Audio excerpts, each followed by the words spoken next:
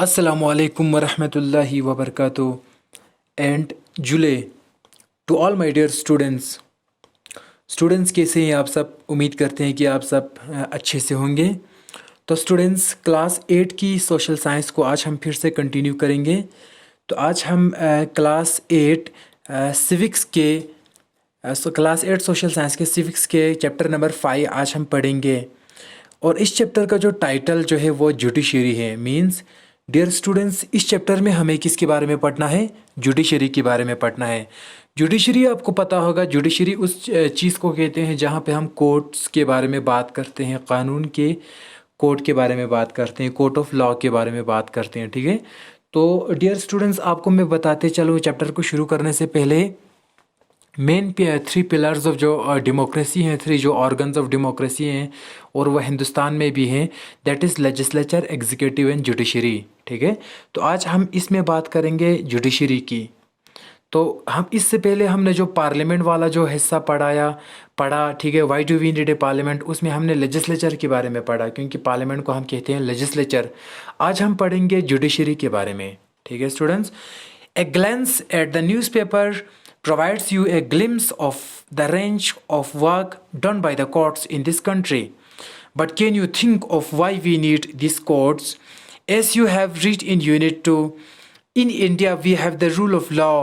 What this means is that laws apply equally to all persons and that a certain sets of fixed procedures need to be followed when a law is violated.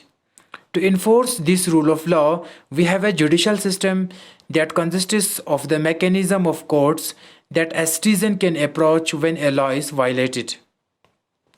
As the organ of government, the judiciary plays a crucial role in the functioning of India's democracy. ठीक है students, तो यहाँ पे बताते हैं कि रोज़ बरोज़ आप जो अखबार पढ़ते हैं, अंग्रेज़ी में, उर्दू में, हिंदी में, हमारे हिंदुस्तान की, इंडिया की आप जो न्यूज़पेपर्स पढ़ते हैं, उस न्यूज़पेपर में आपको रोज़ ना रोज़, ठीक है, कोर्ट के बारे में कोई ना कोई न्यूज़ आपको सुनने को, देखने को, पढ़ने को मिलता है। ठीक है, अखबार पे लिख के होते हैं आज फलाना इस तारीख को उस इंसान को सज़ा दिया। ठीक है, कोर्ट ने ये फैसला सुनाया, कोर्ट ने वो फैसला सुनाया। ठीक है, तो ये सारी चीज़ें जो है, जो कोर्ट जो काम करते हैं, दैट इज़ कॉल्ड जुडिशरी।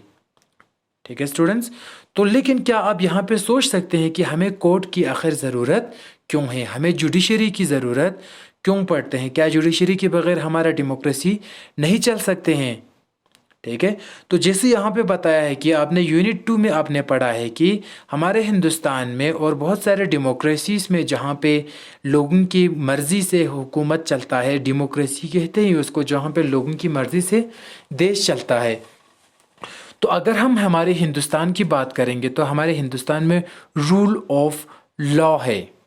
ठीक है, rule of law, LAW, law. Rule of law का मतलब क्या है? हमारे हिंदुस्तान एक ऐसा डेमोक्रेटिक कंट्री है जहाँ पे रूल ऑफ पीपल या रूल ऑफ किंग या रूल ऑफ एनी इंडिविजुअल या rule of army, rule of dictatorship, rule of monarchy कुछ भी नहीं चलेगा। यहाँ पे सिर्फ क्या चलेगा? Rule of law. कानून के हिसाब से आपको चलना पड़ेगा। ठीक है, तो यहाँ पे इसलिए जुडिशरी है क्योंकि यहाँ पे शख्सी राज यहाँ पे नहीं चलेगा। हिंदुस्तान के डेमोक्रेसी में शख्सी राज, आर्मी राज, यहाँ पे किसी डिक्टेटरशिप का, किसी जालिम हुक्मरान का, किसी मनमानी करने वाले इंसान का, किसी ज़िद्दी इंसान का यहाँ पे अपना विश, अपना विल, अपना ख्वाहिशात दूसरों के ऊपर वो इम्पोज नहीं कर सकता है। इसलिए हिंदुस्तान के डेमोक्रेसी में जो है किसके हिसाब से हमें चलना है? Rule of law. ठीक है, किसका रूल चलेगा? लॉ का रूल चलेगा। लॉ मीन्स कॉन्स्टिट्यूशन, आइन का रूल चलेंगे। तो इसीलिए जुडिशरी बनाया है, क्योंकि जो कोई भी इंसान रूल ऑफ लॉ के ख़िलाफ़ करेंगे, कानून के ख़िलाफ़ करेंगे, उस इंसान को जुडिशरी सज़ा देंगे। तो इसीलिए हमारे हिंदुस्तान में जुडिशरी मीन्स कोर्ट होना बहुत ज़्यादा ज़रूरी है। ठीक है स्टूडेंट्स, तो रूल ऑफ लॉ को जो भी वायलेट करेगा, वायलेट मीन्स जो कोई भी कानून के ख़िलाफ़ करेगा, क्योंकि कानून के सामने सारे लोग, अमीर गरीब, छोटा बड़ा, काला सफ़ेद, मेल फीमेल, बच्चा हो बूढ़ा हो, कुछ भी, गाँव का शहर का कुछ भी रहने वाला, अपर कास्ट लोअर कास्ट, ठीक है, हिंदू मुस्लिम क्रिश्चियन, कुछ भी, सब कुछ हिंदुस्तान के कानून के सामने बराबर हैं। अगर कोई हिंदुस्तान का प्रेसिडेंट ऑफ इंडिया या हिंदुस्तान का कोई बहुत बड़ा इंसान गलत काम करेंगे तो कानून उसके ऊपर भी डंडे मारेंगे कि जितना एक आम गरीब इंसान पे मारेंगे। तो रूल ऑफ लॉ हमारे हिंदुस्तान की डेमोक्रेसी में चलेंगे। और जुडिशरी यहाँ पे इसलिए बनाया है क्योंकि जुडिशरी क्या करेंगे, रूल ऑफ लॉ, जो हमारा कोर्ट है, हमारा हाई कोर्ट है, सुप्रीम कोर्ट है, डिस्ट्रिक्ट कोर्ट्स हैं, बाकी जो कोर्ट्स हैं, वो सारे कोर्ट जो है उन जो सारे लोगों को वो बराबर निगाह से, बराबर नज़र से देखेंगे और किसके ऊपर नाइंसाफ़ी होता है उसको इंसाफ दिलाएंगे कानून, और जो भी कानून के ख़िलाफ़ करता है उसको कानून सज़ा देता है। ये सब कौन करता है? जुडिशरी मीन्स कोर्ट करता है, ठीक है। तो कहने का मतलब ये है कि हमारे हिंदुस्तान में जब रूल ऑफ लॉ है तो उस लॉ की प्रोटेक्शन और उसकी बचाव और उस कानून को चलाएंगे और उसको जो ख़िलाफ़ करेंगे उसको सज़ा कौन देता है? कोर्ट देता है। इसीलिए हमारे हिंदुस्तान जब डेमोक्रेसी है तो यहाँ पे जुडिशरी का होना बहुत ज़्यादा ज़रूरी है। As an organ of government, the judiciary plays a crucial role in the functioning of India's democracy. It can play this role only because it is independent. What does an independent judiciary mean? Is there any connection between the court in your area and the Supreme Court in the New Delhi? In this chapter, you will find answers to these questions. ठीक है, हिंदुस्तान के या किसी और government के अगर हम हमारे इंडिया की बात करेंगे तो यहाँ पे 3 ऑर्गन हैं मेन, ठीक है। ये चीज़ें याद रखना आप अपने जहन में। हमारे इंडिया में 3 ऑर्गन है जो बहुत ज़्यादा इम्पोर्टेंट है डेमोक्रेसी को चलाने के लिए, लेजिस्लेचर, एग्जीक्यूटिव, जुडिशरी, ठीक है। लेजिस्लेचर हम पार्लियामेंट को कहते हैं, एग्जीक्यूटिव हम जिसमें प्राइम मिनिस्टर और प्रेसिडेंट और बाकी काउंसिल ऑफ मिनिस्टर्स आता है। एग्जीक्यूटिव के बारे में हम बाद में पढ़ेंगे, लेजिस्लेचर के बारे में हमने पढ़ा, पार्लियामेंट के बारे में, ठीक है, लोकसभा राज्यसभा के बारे में। आज हम पढ़ेंगे तीसरे ऑर्गन के बारे में, जुडिशरी के बारे में, ठीक है। जुडिशरी जो है बहुत ज़्यादा इम्पोर्टेंट है हमारे हिंदुस्तान की डेमोक्रेसी को हर एक तक पहुंचाने के लिए, सारे लोगों को इक्वल नज़र से, इक्वल निगाह से देखने के लिए जुडिशरी और कोर्ट का बहुत ज़्यादा ज़रूरी है। नहीं तो सब कुछ, सारे लोग, बहुत सारे लोग कानून की वायलेशन करेंगे और कानून का सत्यानाश करेंगे। इसीलिए जुडिशरी का होना बहुत ज़्यादा ज़रूरी है। लेकिन यहाँ पे इंडिपेंडेंट जुडिशरी है, हिंदुस्तान में क्या है? इंडिपेंडेंट जुडिशरी है। सिर्फ आपके पास कोर्ट हैं तो ये काफ़ी नहीं है कि आप अपने देश को सही चलाएंगे। आपका कोर्ट जो है इंडिपेंडेंट होना चाहिए। तो हिंदुस्तान का जुडिशरी जो है क्या है? सिर्फ जुडिशरी नहीं है, बल्कि हिंदुस्तान का जुडिशरी जो है वो इंडिपेंडेंट जुडिशरी है। इंडिपेंडेंट जुडिशरी का मतलब ये है कि अगर कोई इंसान गलत काम करेंगे तो उसको सज़ा देने में या उसको रिवार्ड देने में या उसको पनिशमेंट देने में वो किसी का फेवर, किसी के बुखार में, किसी के प्रेशर में, किसी के इम्पोजिशन में, किसी के फेवर में वो बिल्कुल मतलब फैसला नहीं लेंगे। इसीलिए जुडिशरी का, हिंदुस्तान की जुडिशरी का नाम दिया है independent of judiciary, means Azad judiciary, Azad court. आप सुप्रीम कोर्ट हो, आप हाई कोर्ट हो, आप डिस्ट्रिक्ट कोर्ट हो, अपने हिसाब से अपना फैसला खुद ले सकते हैं बिना किसी सियासी दबाव के, बिना किसी जिसके पास ज़्यादा पैसा है वो कोर्ट को ख़रीदे ना, ऐसा नहीं हो सकता है। हिंदुस्तान का जुडिशरी जो है ये इंडिपेंडेंट जुडिशरी है और ये होना भी चाहिए। हमारे जज और जो चीफ जस्टिस हैं जो हमारे जुडिशरी में काम करता है, चाहे वो सुप्रीम कोर्ट में करता हो, चाहे वो हाई कोर्ट में करता हो, चाहे वो डिस्ट्रिक्ट कोर्ट में करते हो, उसको बिना किसी प्रेशर के, बिना किसी पैसे की दबाव, बिना किसी सियासी दबाव, बिना किसी और मजबूरी के उसको फैसला सुनाना है, सही फैसला सुनाना है, ठीक है। किसी की फेवर नहीं करना है, किसी के प्रेशर में नहीं आना है। That is called independent judiciary. ना ये सोचेंगे कि अभी तो बीजेपी का सरकार है, अभी तो कांग्रेस का सरकार है, मैं कांग्रेस के फैसले में हक में फ़ैसला सुनाऊंगा। अगर कोई भी जज ऐसा करके वो फैसला सुनाता है और पब्लिक को उसका बहुत ज़्यादा नुकसान उठाना पड़ता है तो उस जज ने, जिसने ये गलत काम किया, जिसने किसी का फेवर करके फैसला सुनाया, तो उसने इंडिपेंडेंट ऑफ जुडिशरी का ख़िलाफ़ किया। तो हिंदुस्तान का जुडिशरी जो है वो इंडिपेंडेंट जुडिशरी है। तो यहाँ पे और एक चीज़ कहते हैं कि क्या आपके एरिया में जो कोर्ट हैं, क्या आपके एरिया में जो डिस्ट्रिक्ट कोर्ट हैं, जो लोकल कोर्ट हैं, जो हाई कोर्ट हैं, उससे और सुप्रीम कोर्ट का कोई कनेक्शन है कि नहीं। ठीक है, तो इन सारे चीज़ों को हम डिटेल में पढ़ेंगे इंशाल्लाह यहाँ पे। तो इसी को हम कंटिन्यू करेंगे। सबसे पहले यहाँ पे लिखा है कि what is the role of judiciary. Simple सी बात है, ठीक है बेटा।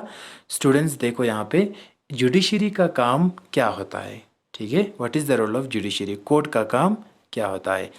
Court takes decision on a very large number of issues. They can decide that no teacher can beat a student, or about the sharing of river waters between states, or they can punish people for particular crimes. Broadly speaking, the work that the judiciary does can be divided into following. ठीक है, judiciary का काम क्या है, question ये पूछता है हमें। तो कोर्ट जो है किसी भी डिसीजन को ले सकता है, ठीक है। कोई भी इशू हो कोर्ट उसको हल कर सकता है। अगर किसी स्टूडेंट पे एक टीचर आके उस पे एक सेवियर पनिशमेंट, हर्श पनिशमेंट उस बच्चे पे ज़्यादा मारता है क्लास में एब्सेंट रहने की वजह से, तो कोर्ट उस टीचर के ख़िलाफ़ एक्शन लेंगे। अगर कहीं पे दो स्टेट के बीच में, दो रियासत के बीच में, दो मतलब स्टेट के राज्य के बीच में क्या हो जाते हैं, वाटर का एक डिस्प्यूट होते हैं कि पानी के लिए डिस्प्यूट होते हैं, ठीक है। तो कोर्ट क्या करेंगे, उसमें फैसला सुनाएंगे। या एक इंसान पार्टिकुलर क्राइम करते हैं, या वो मर्डर करते हैं, रेप करते हैं, चोरी करते हैं, कुछ और स्मगलिंग करते हैं, ड्रग्स का काम करते हैं, कुछ भी गलत काम करते हैं, करप्शन करते हैं, तो कोर्ट उसमें सज़ा सुनाएंगे। ये सारे काम किसका है, कोर्ट का है बेटा, ठीक है। तो ब्रॉडली अगर हम बताएंगे तो जुडिशरी जो है अपना काम, जुडिशरी ने क्या किया है हिंदुस्तान में दो चीज़ों में डिवाइड किया है।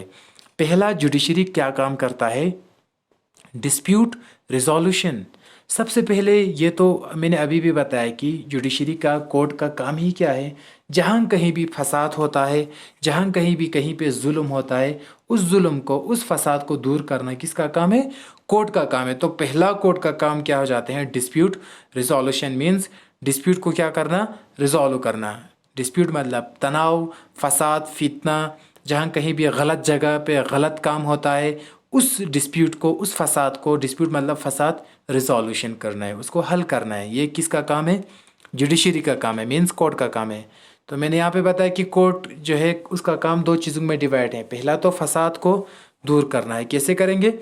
The judicial system provides a mechanism for resolving dispute between citizens and the government, between two states government and between the center and the state government. Dispute को resolution करने का कानून के पास एक ऐसा तरीक़ा है, जुडिशल सिस्टम को आजमा कर कानून के दायरे में बैठकर क्या करेंगे, एक ऐसा मैकेनिज़्म पैदा करेंगे जिसकी वजह से डिस्प्यूट, अगर कहीं पे भी तनाव हो जाते हैं, लड़ाई झगड़े हो जाते हैं बिटवीन सिटीजन्स, ठीक है, हिंदुस्तान के किसी भी नागरिक के बीच में, एक सिटीज़न और दूसरे सिटीज़न के बीच में, हिंदूस और मुस्लिम के बीच में, या किसी भी दो शहरी के बीच में अगर कहीं भी झगड़े हो जाते हैं तो उस डिस्प्यूट को कौन हल करेगा, कोर्ट उसको रिजॉल्व करेंगे।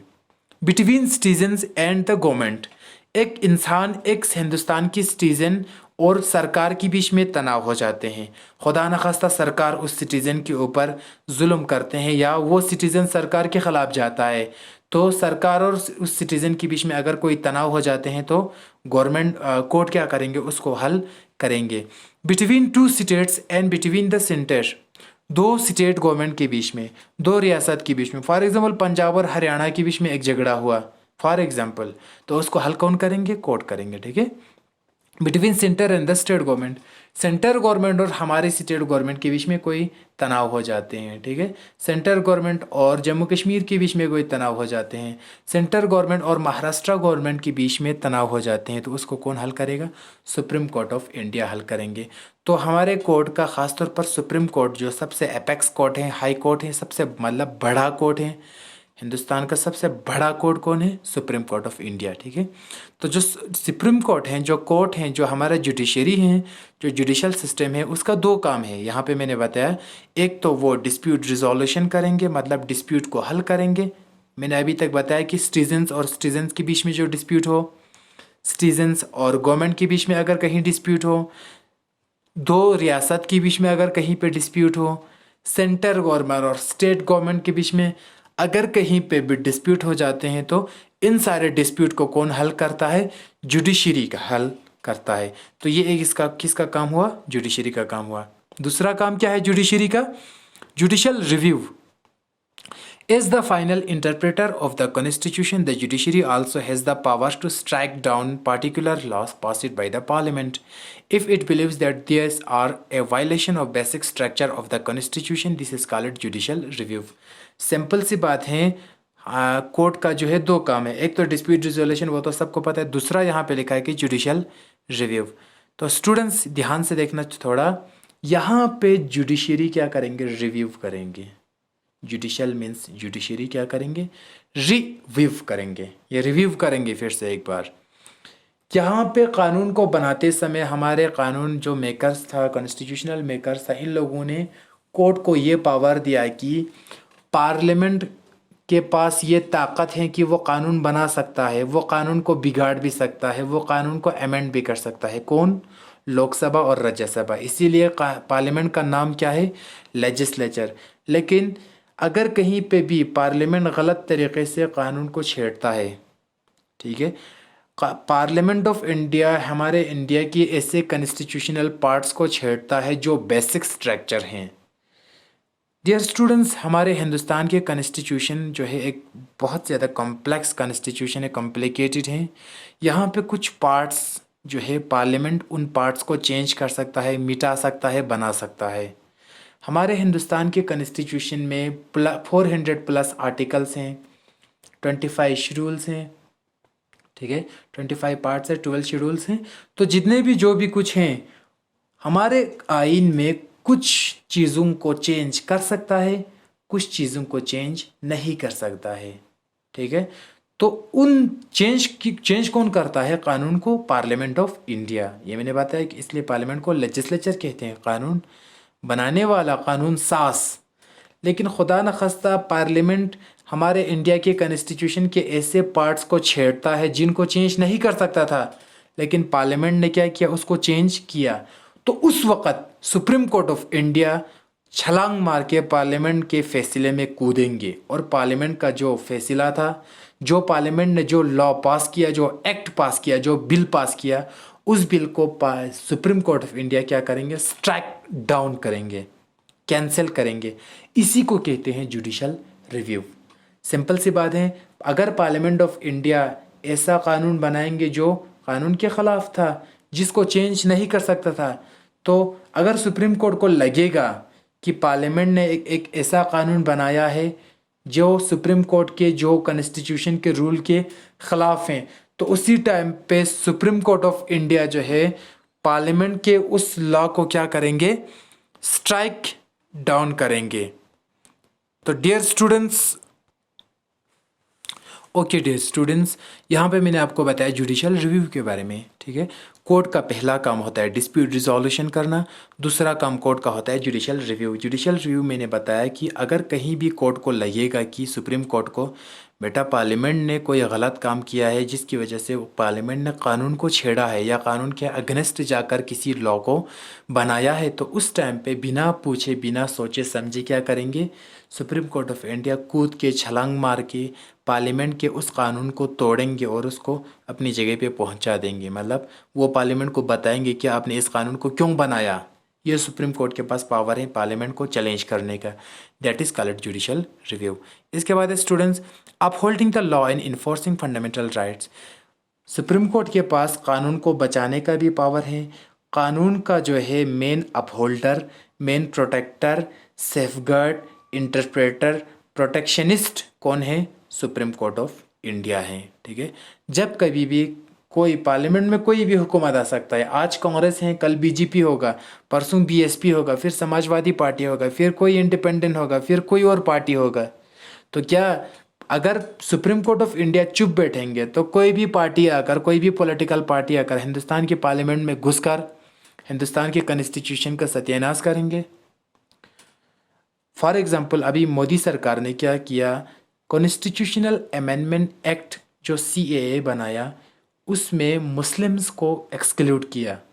That is against to secularism of India. तो ये तो बिल्कुल ख़िलाफ़ है, और सेक्युलरिज्म जो है हमारे हिंदुस्तान के बेसिक स्ट्रक्चर हैं। तो अब क्या करना चाहिए? जुडिशरी को कूद कर कहना चाहिए कि भाई साहब पार्लियामेंट तुमने ये गलत किया, बीजेपी सरकार तुमने ये गलत किया, तुम्हें कॉन्स्टिट्यूशनल अमेंडमेंट एक्ट को वापस करना है। तो इसीलिए यहाँ पे क्या हो जाते हैं, upholding the law and enforcing fundamental rights. ठीक है, तो पार्लियामेंट का और एक काम क्या होता है, कानून को बनाना और फंडामेंटल राइट्स को इन्फोर्स करना। Every citizen of India can approach the Supreme Court or the High Court if they believe that their fundamental rights have been violated. For example, in the class 7 book, you have read about Hakim Sheikh, an agricultural laborer who fell from a running train and injured himself, whose condition got worse because several hospitals refused to admit him. On hearing his case, the Supreme Court ruled that Article 21, which provides every citizen the fundamental right to life, also include the right to health. It is therefore directed the West Bengal government to pay him compensation for the loss suffered, as well as to come up with a blueprint for primary care with particular reference to treatment of patients during an emergency. ठीक है, तो यहाँ पे supreme court और high court का एक और काम ये है कि जहाँ कहीं पे भी आपको 6 फंडामेंटल राइट्स दिया है हिंदुस्तान के कॉन्स्टिट्यूशन में, अगर आपको 6 फंडामेंटल राइट्स में से कोई बाहर वाला आके आपके फंडामेंटल राइट को छीनता है, ठीक है, आपका राइट टू एजुकेशन था, मैं जाके आपको एजुकेशन पढ़ने नहीं दूंगा। आपका राइट टू रिलीजन था, मैं जाके आपके मस्जिद में मंदिर में पत्थर मारूंगा। तो क्या हुआ, आपके फंडामेंटल राइट को मैंने नुकसान पहुंचाया। तो अगर कोई इंसान किसी भी इंसान की फंडामेंटल राइट को नुकसान पहुंचाता है तो उस टाइम पे सुप्रीम कोर्ट और हाई कोर्ट जो है उस इंसान की फंडामेंटल राइट को प्रोटेक्ट करेंगे। इसीलिए सुप्रीम कोर्ट और हाई कोर्ट जो है क्या है, हमारे फंडामेंटल राइट का प्रोटेक्टर हैं। फॉर एग्ज़ाम्पल क्लास 7 में आपने पढ़ा कि एक इंसान था जिसका नाम था हकीम शेख। ये एक एग्रीकल्चरल लेबरर था, मतलब एग्रीकल्चर में काम करने वाला था। ये क्या हो जाते हैं, हकीम शेख जो हैं एक ज़मींदार हैं, किसान हैं। ये चलते ट्रेन से गिर जाते हैं। ट्रेन से क्या हो जाते हैं, ये गिर जाते हैं और नीचे गिर के इसको काफ़ी ज़ख्मी हो जाते हैं, इसको खून निकल जाते हैं। इसके बाद बहुत सारे लोग इसको हॉस्पिटल लेने से मना करते हैं। बेचारे हकीम शेख जो है ट्रेन से जब गिर जाते हैं, ये एक फार्मर होता है, तो उसको हॉस्पिटल लेने में क्या करता है, सारे लोग उसको रिफ्यूज़ करते हैं, इनकार करते हैं, हम तुम्हें हॉस्पिटल नहीं ले जाएंगे। कोई रीज़न हो सकता है, लेकिन जब सुप्रीम कोर्ट में ये केस आ जाता है कि वो जब ट्रेन से गिर गया तो किसी ने उसको उठाया ही नहीं, हकीम शेख को किसी ने उठाया नहीं, क्योंकि लोग सोचते होंगे मुझे हमें क्या टेंशन है, ये गिर गया तो गिर गया, ठीक है। तो इसी पे सुप्रीम कोर्ट सुनाता है कि भाई, कहता है कि भाई साहब जब हकीम शेख साहब रनिंग ट्रेन से गिर जाते हैं तो उसको काफ़ी खून आते हैं, लोगों का फ़र्ज था उसको बचाना, ठीक है, लेकिन किसी ने नहीं बचाया। तो इसी पे सुप्रीम कोर्ट कहता है कि आर्टिकल 21 हिंदुस्तान का जो हमारा फंडामेंटल राइट है, राइट टू फ्रीडम में आ जाते हैं। आर्टिकल 21 में ये लिखा है कि फंडामेंटल राइट जो हमारा right to life, liberty and property है, उसमें राइट टू लाइफ में आपका राइट टू हेल्थ भी आता है। आपकी अगर सेहत पे आते हैं, आपको अगर ज़ख्मी होते हैं, आपको नुकसान आते हैं, तो आपकी स्टेट का, आपकी कंट्री का ज़िम्मेदार है कि आपको सेहतमंद फिर से बना दें। आपको जो है मतलब एक्सीडेंट हुआ तो आपको बचाएं। फॉर एग्ज़ाम्पल मेरा एक्सीडेंट हो जाते हैं तो मैं मरने को तैयार हूँ, तो मुझे बचाना किसका फ़र्ज़ है, हमारे स्टेट और कंट्री का फ़र्ज़ है, बिकॉज राइट टू लाइफ मेरा हक़ है ज़िंदगी बसर करने का। और सुप्रीम कोर्ट ने बताया कि एक केस में बताया, जिस केस का नाम नीचे लिखा है कि पश्चिम Bengal Khet Mazdoor Samiti versus state of West Bengal 1996। इस केस में बताता है कि अगर कोई इंसान गिर जाता है, उसको खून लगता है या उसको ज़ख्मी होता है, उसकी सेहत पे असर पड़ता है किसी न किसी तरीके से, तो उस इंसान को बचाना हम सब का फ़र्ज़ है। एक दूसरा, उस इंसान को बचाना स्टेट का ड्यूटी है। ठीक है, आपको मरने नहीं देना है, ये फ़र्ज़ किसका है? आपकी स्टेट का है, आपकी कंट्री का है। तो क्योंकि आपको जीने का हक़ है, that is your fundamental right. You can claim in any court. ठीक है, आप किसी भी कोर्ट में क्लेम कर सकते हैं। अगर आपकी कोई फैमिली मेम्बर मर जाते हैं, आप स्टेट गवर्नमेंट उसको नहीं देखते हैं, सेंट्रल गवर्नमेंट उसको नहीं देखते हैं, मरने देते हैं, तो आप जुडिशरी में जाके कह सकते हैं भाई साहब मुझे राइट टू लाइफ था and supreme court stated that right to life include right to health, तो मुझे नहीं बचाया। ठीक है, तो आप इस लिहाज से सुप्रीम कोर्ट में जा सकते हैं। It is therefore directed that West Bengal government to pay him compensation for loss suffer as well as. ठीक है, तो इसीलिए सुप्रीम कोर्ट ने बताया कि ये बंदा वेस्ट बंगाल का था। वेस्ट बंगाल गवर्नमेंट को बताया कि भाई साहब तुम क्या करोगे? वेस्ट बंगाल गवर्नमेंट सरकार को सुप्रीम कोर्ट कहता है कि इस इंसान को जितना इसको ज़ख्मी हुआ है ट्रेन से गिर के, जितना इस बेचारे ने हाथ पैर इसका तोड़ गया है, टूट गया है, तो इसको जितना खर्चा हुआ है, इसका इलाज में जितना खर्चा लगेगा, सब कुछ वेस्ट बंगाल गवर्नमेंट भर देंगे। ठीक है, तो सुप्रीम कोर्ट ने ये जब सुनवाई किया तो उस दिन के बाद 1996 पश्चिम Bengal Khet Mazdoor Samiti versus state of West Bengal के उस 1996 के केस के बाद आपका जो है right to health, right to life के अंदर आता है, that is under article 21 of Indian constitution. तो आपका एक फंडामेंटल राइट बनता है। ठीक है, जब कहीं भी आपको चोट लगती है या कुछ और हो जाते हैं तो आपको बचाना किसका फ़र्ज़ है? स्टेट गवर्नमेंट का फ़र्ज़ है। बिकॉज सुप्रीम कोर्ट ने 1996 में बताया कि भाई राइट टू लाइफ तो आर्टिकल 21 में है, तो राइट टू लाइफ के अंदर आपका राइट टू हेल्थ भी आ जाते हैं। आपका सेहतमंद रहना, आपका बचाना, ये किसका फ़र्ज़ है? स्टेट गवर्नमेंट का फ़र्ज़ है, और आपको ये हक़ मिलना चाहिए। तो डियर स्टूडेंट्स, आज हम इसी पे रखते हैं। तो इसके बाद हम कल इस टॉपिक को कंटिन्यू करेंगे। अभी ये टॉपिक ख़त्म नहीं हुआ है। तब तक के लिए मुझे दीजिए इजाज़त। खुदा हाफिज़ and thank you so much for watching this video.